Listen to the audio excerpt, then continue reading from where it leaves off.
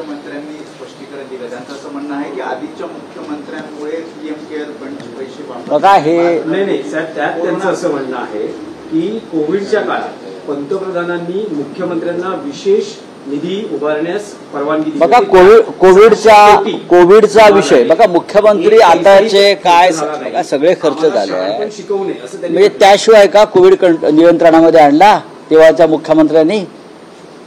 अख्ख्या देशामध्ये कोविडचे बळी जात असताना, भाजपा शासित राज्यामध्ये नदीमध्ये प्रेत फेकली जात असताना महाराष्ट्रामध्ये कोविडवर नियंत्रण मिळवलं.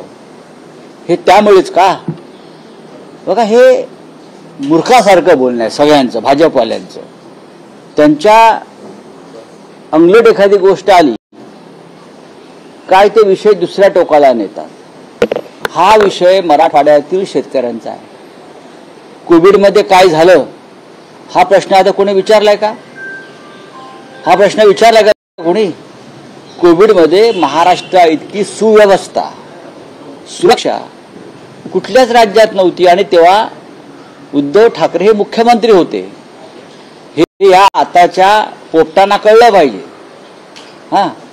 दुसरं असं आहे, उत्तर प्रदेश सारख्या राज्यात, बिहार सारख्या भाजपा शासित राज्य होती, मध्य प्रदेश, राजस्थान, अशी अनेक राज्य जिथे भारतीय जनता पक्षाची राजवट होती तिथे कोविड काळामध्ये अनागोंदी अराजक माजली. ज्या गंगेच्या किनाऱ्यावर तुम्ही कुंभमेळा केला आत्ता, ती गंगा कोविडमधल्या बेवारस प्रेतांनी कशी वाहत होती हे जगानं पाहिलं.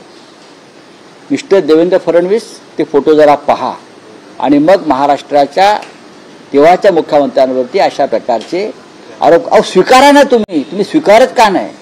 भारतीय जनता पक्षाचा हा सगळ्यात मोठा प्रॉब्लेम आहे. सगळ्यात लडाखमध्ये दंगल झाली, दुसऱ्यावर दोष. अरे तुमची आश्वासनं तुम्ही पूर्ण केली नाही, तुम्ही वांगचुकला कशा करता अटक करता? हे भाजपचं धोरण कायम राहिलं. खोटं बोलायचं, मोठ्या मोठ्याने ओरडत बसायचं बेबीच्या देठापासून. प्रश्न मराठवाड्यातील शेतकऱ्यांचा आहे. 3-4 वर्षापूर्वी कोविडला काय झालं हा नाही. हे कुठून उत्खनन करून काढतात मला माहित नाही. ते लोक तत्व नाही खोटं बोलतायत ते, मी सांगतोय.